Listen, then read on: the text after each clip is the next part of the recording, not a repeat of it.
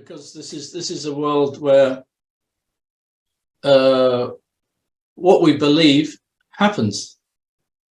So we can create our own reality. That's what I'm saying. Well, not in the sense of doing it, but if you take the example of giving up, yeah, everything is reflected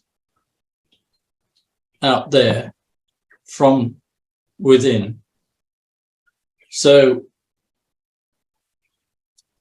if I say I don't have enough money, then I don't have enough money. It's true. And I think it was some businessman, maybe Henry Ford or something, said, whether you think you can or you think you can't, you're right. That's powerful. It's a very powerful statement. I know exactly what you're saying. It is. And that's the element of control we have, but it's not real control, you see, because you have to be authentically giving up. You can't say, right, what I've got to do in order to get that is to give up. You can't do it that way. It's got to be a complete surrender. And that's that means you enter into the being of the surrender. You are being the surrender. You're not saying, oh, well, I'm using this as a technique. I'll use the surrender technique in order to get more money. No, it doesn't work like that. That's why all these books like The Secret and all that, they don't ring true with me, because that's wanting a Ferrari. You know, it's like it's too specific. You know, you can walk the path. You know, try to be a musician. I'm going back to my experience. I've got to do everything I can think of to be successful. You know, do everything I can think of, and then it doesn't happen. And so I think, okay, I've given it my best shot. Let's see what happens. I give up. I accept the situation that it's not happening. It's a surrender to being in a flow of change, basically. I try to write. That's why my book's so thick, you know, because I tried to go into all sorts of different angles of. That's right. So that's the question next. What did you decide to write the book? I mean, sorry. Why did you decide to write a book? You didn't have a choice. You knew that you need to write the book. The book came to you, and you thought, well, I have the time. I should do it. Or what was the motivation of the book? There again, you know, thank you to the pandemic. Suddenly, I was given the freedom to have more time. I'm not zooming around all over Europe doing concerts. That's right. Yeah. And I think a lot of people found that they suddenly had time to do stuff, and I don't sit in front of Netflix, and I don't drink, so I don't have those escape routes in operation. So I'm very happy sitting on a bench in the garden. In fact, we have several different benches that scattered around our garden where you can get different angles on things, and I'm very happy just sitting on a bench and listening to birds. But I got moved to write the book, and I just felt, I'll just start, because the first thing is to actually begin, and that's probably the most difficult thing, because the mind says, "Oh no, it's so difficult writing a book. Oh no, oh gosh, it's so complicated." But actually, if you just write the first paragraph, one thing leads to the next. And the way I began was to go back to my very first memory, which was my sister Sally and I in a frosty garden collecting spider webs. We used to bend these little twigs around and collect a spider web. Yeah. And that triggered off 476 pages. Wow. Yeah. One after the other. Yeah. Are you happy in your life? If you look back in your life, are you happy with your life, with what you have accomplished, the music, the book, and Yeah, no, you know, your family and Well, it couldn't have been any other way, but there were difficult. It was difficult at times, very difficult, and I was struggling. You know, a lot of the time. You know, it's not easy when you get this mountain of work coming in, and you know the human body can only handle so much. And after a while, I felt like a sponge that was being wrung dry.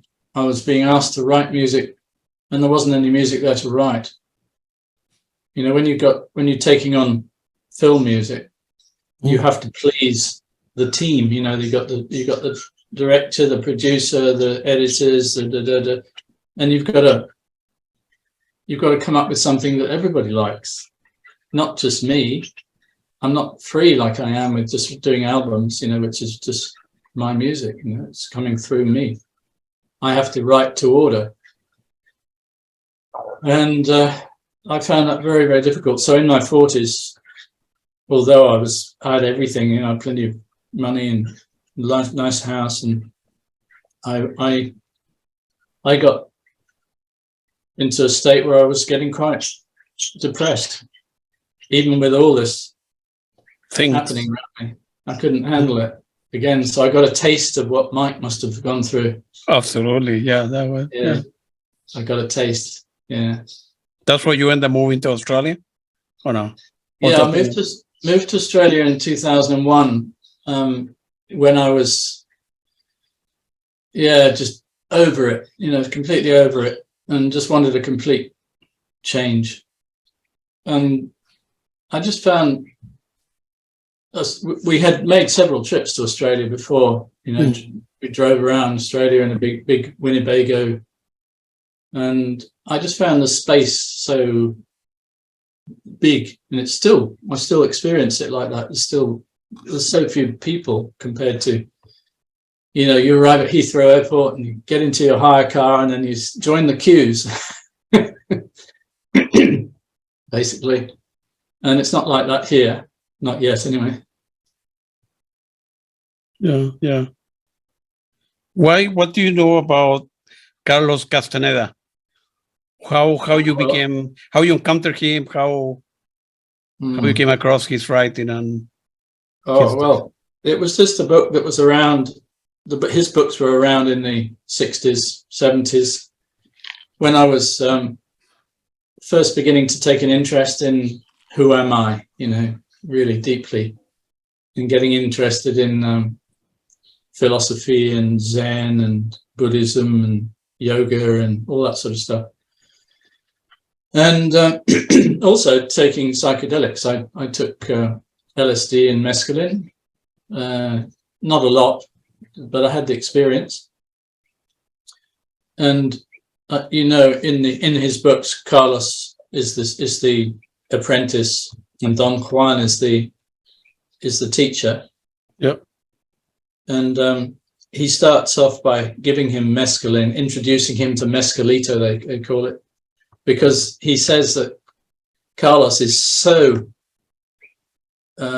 caught up in his head in the mechanics and the automation that he needed a hand grenade in there to blow it all apart to stop the looping mechanisms that were going around. Yeah. And but after a while he stopped giving him any kind of drugs because they'd done their job. And I think for a lot of us in the 60s and 70s, it was quite a positive thing, because it did that. It stopped the normality.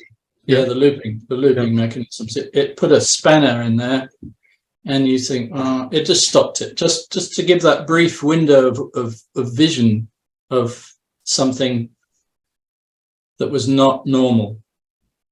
And once you've had that experience, I don't recommend that it gets repeated too often, because I think it does damage.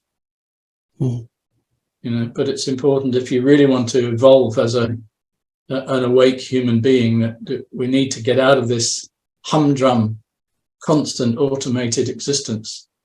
That, you know, to be honest, I have very few friends who are who I can talk to on this level, actually, like we're talking now. I have very few.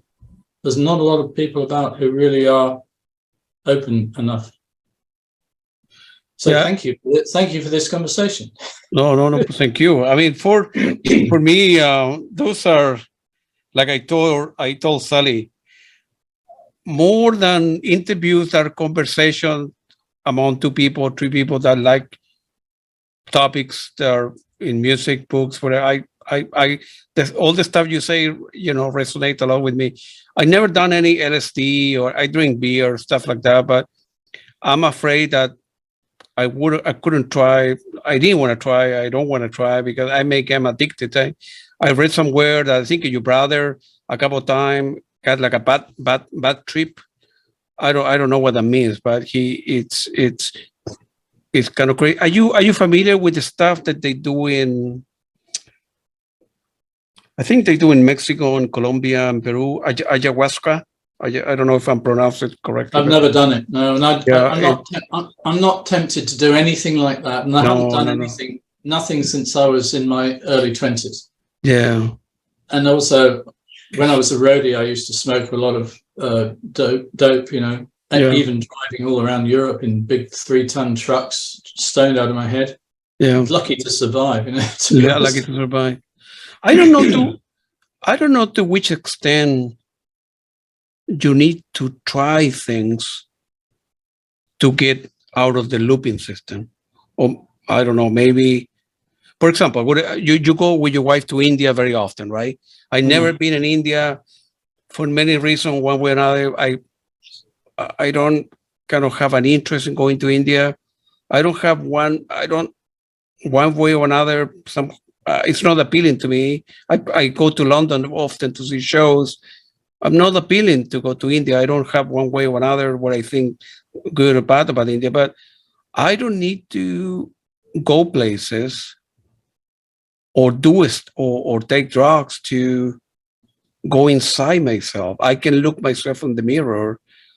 I don't have to meditate or do yoga to see that I'm a good husband to my wife. I'm a good dad to my son. I'm paying the bills on time.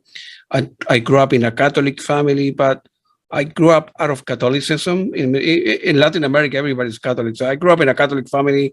My mom was very religious, very, very, very religious. I went to a private school like you with the Jesuit, but I don't need to do things to go inside myself. I don't need to do yoga or go to India to experience myself and my inner self, or whatever that means. Well, we're all different. Yeah, we're all different, Claudia, because I have explored everything in my life, from the early drugs to the sex, drugs, and rock and roll. All that sort of stuff. And I've traveled enormously. But what I've come to is a point where I don't do any practices anymore. I don't do any practice. I've stopped searching. And that the end of the search seemed to happen when I didn't find anything. You see, that's the hard part to accept. It's that point where the end of the search is when you give up because there's nothing out there that does it. And then you find yourself at the very start of the journey, the searching, in the place where the magic that you sought is, which is in the present moment. Again, it's not necessary to search, and you don't have to do anything. You are already in the place where happiness lies, which is right here, right now. Happiness is living in the present. Anyway, you don't have to go places or buy more stuff or get a new car or go into social media and do stupid stuff or be on the phone checking who called you, send you a text. You've got it. That's the bottom line. No. Complete bottom line with everything is that there's nothing you need to do to be happy. There's nothing you need to get to be happy. Happiness is who we are. We're already in that place of happiness. But happiness is accepting things as they are. That doesn't mean to say that if something happens, you don't respond. The body will do what it does. Yeah. It will act to survive, because the whole mechanism of survival is the memory, the stored experience. You take your hand out of the flame as soon as it gets hot. Yeah. You respond. If something comes towards your eye, you go, it happens by itself. If we can allow that wonderful mechanism of survival, which is built in, which is reaction to a stimulus based upon past experience. In other words, constantly referring to the past, how to survive. So let it look after us. It's designed to look after us. The whole memory system is designed to look after us. It's not who we are. And that's the big mistake, and that's what leads to suffering, is the identification in that whole mechanism of survival, which is thought. Thought is not necessary. We can actually live in a world of not thinking. I know it's a difficult one, but it is possible. Are you happy in your life? I'm happy. Yes, I'm happy. Definitely happy. And the more I can let go of wanting anything to be different to the way it is, the happier I get. And we have to also include in that the awareness of death. Death is really important, and in the Castaneda books, one of the biggest things, the most useful things that Don Juan said to his apprentice was, always carry death as your advisor. So you carry death. You're not afraid of death, because death is part of life. You see all the leaves dropping, you see everything is coming into existence and fading away. Just go to Google and look at the worldometer. You'll see the people being born and the people dying. You can see the numbers. Yeah, they're coming and going like that. Like in every second, there's millions, there's thousands coming and going in this planet, and that's the essence of life. And so, if we can really look at death, really stare it straight in the face, that's the bottom line fear that we all have, you see. So the ending is so inevitable, huge inevitability of death. You can't avoid it, and you never know when it's going to happen. Do you believe in lucid dreams and stuff like that? I write all about that in my book. Okay. Probably a whole chapter. I went through. I have not read the book. That's why. Well, you need to read the book. I need to read the book. I had a huge number of lucid dreams and out-of-body experiences. Yeah. And one of my songs, which is one of the most successful songs on the internet, actually, is called Dreamer. Yeah. And if you look that one up, that was written during a period of lucid dreaming, when I kept waking up in my dreams. My God, it was this incredible stuff happening. And I was flying, I was doing all sorts of stuff. And so I had this amazingly real experience of being out of the body. So that's helped me a lot. Yeah. And it just happened. I just want to get a book. Yeah.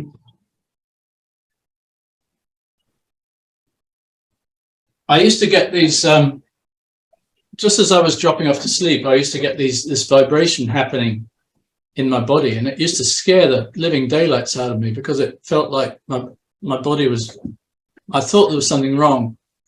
and I came across this guy Robert Monroe. Yeah, the Monroe Institute. Yeah, I know. Oh, you know.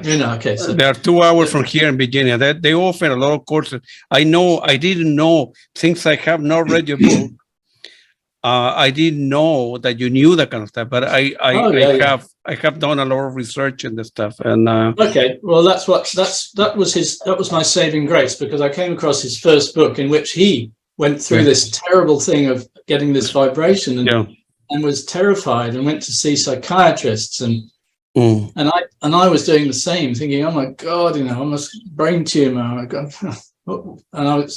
and eventually I was on a ferry from Italy to Greece, and I was lying in the top bunk in a cabin, and this vibration came on, and I'd already read Robert's book, and his breakthrough came, and he let it happen. He just allowed it, and so I allowed it, and I found myself sitting on the floor, looking up at the bunk. And that freaked me out completely. Of course, to begin with. But I had that experience, and gradually think it started to happen more and more. And so I developed this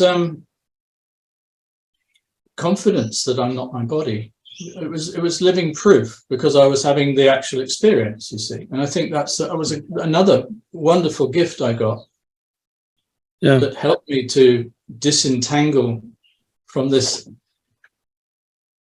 insidious identification with this survival mechanism, which we call thinking. I was stuck in my head to such a degree that I couldn't function. And now I know what true functioning is letting go. I don't know if you're familiar with, there's a professor that, an author that sometime he and his wife end up teaching classes at the Monroe Institute. His name is William Bullman. Bullman, or I think I will send you the link later on it. He explained exactly what you're saying very, very well in the book about the vibration that he went through when he was going out of body, and that caused me a lot of difficulties in my life growing up, because as I said before, I went to study with the Jesuits. I grew up in a Catholic family. My mom was very Catholic, and so they mold me and brainwash me in a certain way. And then when I developed understand the world, I became 19 years old and began questioning stuff. And I thought, well, if God exists and God made me smart and I want to go to university, I need to start doing some thinking on my own. That created a lot of conflict in my life, because I know I began thinking about what's happened after we die, lucid dreaming, consciousness, a lot of stuff that the Catholic Church was growing out. I have the opposite. So began questioning myself a lot and my belief, and it caused me a lot of troubles in my life, because I needed to rearrange my form of thinking. And maybe the Catholic Church brainwashed me into thinking like that, but in reality the world's like this. And I began experiencing consciousness and trying to understanding the world, what happened after we die, and so forth. And I have been able to communicate with my dad. My dad passed away and some years ago, and the world is a lot more complicated than this a physical body. That's what like a half an hour ago, I didn't know that you knew that stuff, and I say we die, quote unquote. In reality, we are energy having a human experience in many ways. So exactly. Yeah. That's the best way. Consciousness. Yeah, the way I need to give me 1 minute. I need to get the recharge. No, we have 42%. And I think your wife and yourself are going to be doing some online classes. Is that correct? And you're going to India soon? Well, we do stuff here at our place. We have a we call it a retreat center. Yeah, Mangalam we call it. And we're going to pool our resources. And because my wife Saraya, she teaches yoga, she teaches stress management. She's a naturopath. We have people coming and going here all the time. Yeah. But we were thinking of putting together a 6-month course, which was like weekly and some online stuff, just to try and attract the people who are actually ready to see through the veil. Because there's a lot of people are. You probably get this most of the time is when you talk to people, you can only talk on a certain level. That's right. As soon as you go a little bit deeper, they don't understand what you're saying, because it's just there's not an openness there, and there's nothing wrong with that. I'm just saying there are different stages of evolution or awakening. Yeah. And I've been there. I mean, I've been as asleep as anyone in life, So I can yeah. Yeah, some people are happy thinking the world like this and look like a horse, right? Looking forward, right? Yeah. In front of a carriage. But other people are more inquisitive, or things happen to them, whatever that may be. That well, maybe the world's like this, not like this. And you have two choices, right? You can either start thinking on your own and doing some research, doing online, reading books, experiencing and stuff, or you can close yourself, say no, all the that's the Monroe guy and the lucid dream, that hallucination. That's to be I need to go to church every Sunday and believe what the Catholic Church or whatever religion you believe in is, and people. But if you're open, I mean, you need to be receptive to that kind of stuff. I think that all the experience must happen to a lot of people. Some people are tuned in and people are receptive, and other people are not receptive. They don't care. Hey, when we die, we die, and that's what it is. But it's foolish I think it's foolish to think that way. As human being, whether God exists or not, we have consciousness, and we can question and discover in many ways who we are, and why we're born in a particular family and what happened after we cross over. I don't know if you're familiar with Michael Newton at the Newton Institute. Yeah, I will send you the link. But he teaches a lot of courses. He's then about doing, in between life and then go to a previous life and crossing over, and whether we pick our parents or not, and it's very, very interesting stuff. And I think that's the way the world is. Not what the Catholic Church told me what the world was. So many ways, and music, like I say at the beginning, has given me a lot of satisfaction. So it's I'm happy to be open to new experiences. I'm happy that I was born in this world, and I try to do the right thing in life, whatever that means to people. So. Yeah, to maintain contact with our integrity and authenticity, because authentic people who are in their own flow, in other words, reflecting the authentic view of the universe, is very rare, really. And we need more and more people to. People, do you think people are afraid to look inside themselves? Of course, yeah, because there's no room for the ego in the present moment. You see, it's emptiness, because it looks like emptiness, because it's out of time. It's not attached to outcomes. It's not trying to achieve anything. But that exactly is what makes us human beings. Looking in the mirror. Easy for me to say because I was like that before. Looking in the mirror, that's a gift. Looking inside in yourself. But this is the mirror here. Yeah. Everything out here is a reflection of what lies within. So we are already looking in the mirror. If we could just stay with the current flow of creation, which is only happening now. As soon as we go internalized with projecting into the future and going back into the past, we're not present. And the present is the mirror of creation. Let me pause because I need to get the power recharge. Give me 1 minute. Let me. How we doing on time, Terry? Well, we've been talking for an hour and a half. I can talk to you for 3 days straight. No, I'm just kidding. Yeah, well, just a bit more, a little more. What? So now for going back to music, are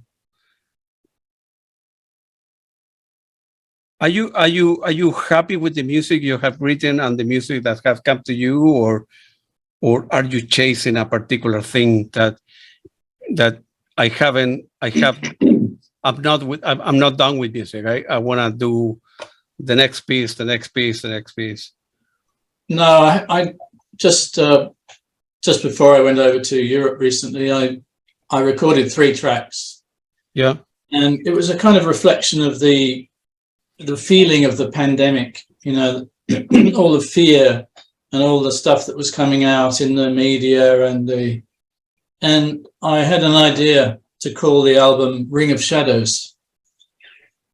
And in these tracks, what I'm doing is what I seem to be doing is taking in all this darkness, you know, the fears and everything, and not rejecting anything, just taking in all the news, all the opinions, all the judgments, all the pressures from governments and everything, and allowing it to be processed and then expressing that in music.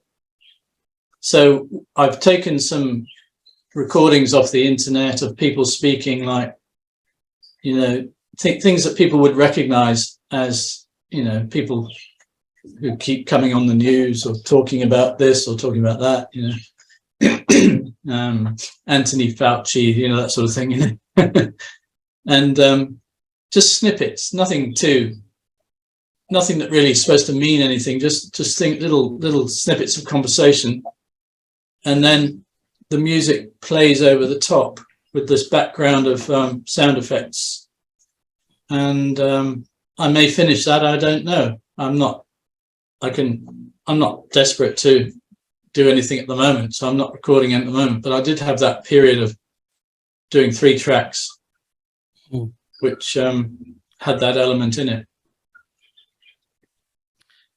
Can you, all the stuff we have talked about, can you, it's easy for you to communicate with other people at the level that we have communicated, or with your brother, with your brother, with your sister, with all your friends, or they find you kind of way up there? I cannot, whatever Terry's saying now to me, Claudio, on the book, doesn't resonate.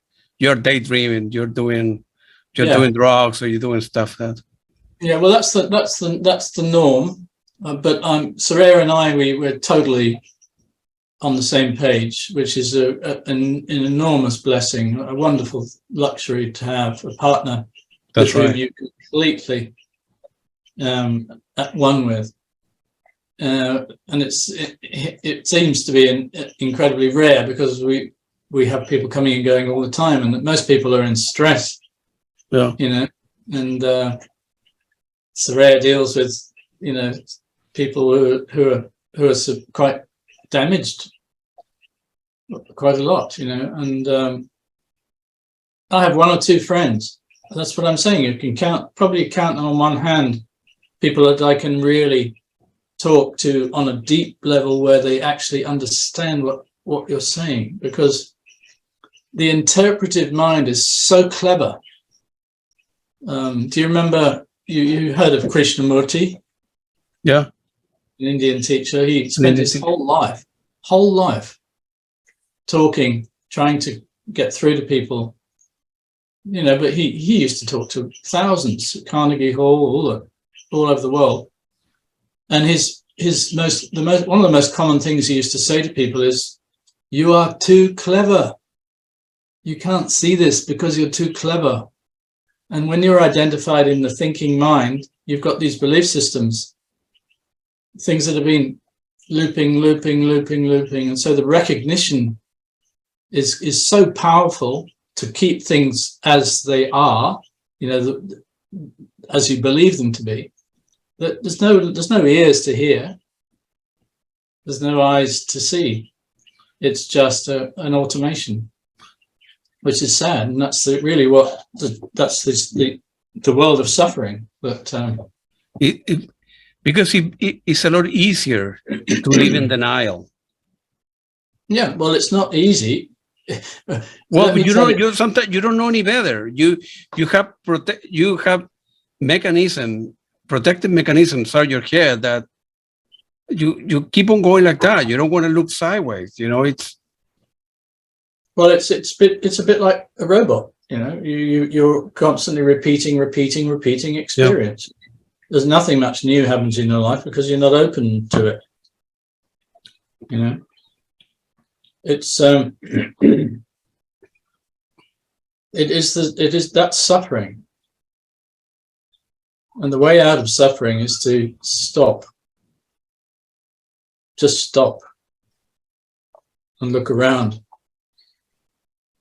Carl Gustav Jung will say that unnecessary suffering, but it takes a different skill set, a different mind to see that it's unnecessary, because we live in a world with things. We are bombarded by social media, by messages, the TV, and, you know, we bombarded. It's hard to, it takes a lot of work actually to close yourself to the world of devices, of things, whatever that means, and then look inside yourself. So it's a lot of work. Yeah, I mean, we're talking about a world of addiction, you see, because the addiction is to escape from the emptiness, the nothingness. Yeah. That it sees as nothing, you see. The separate self sees the flow of creation in the present moment as nothingness, because it doesn't have any memory and it doesn't have any future, doesn't have any past or future.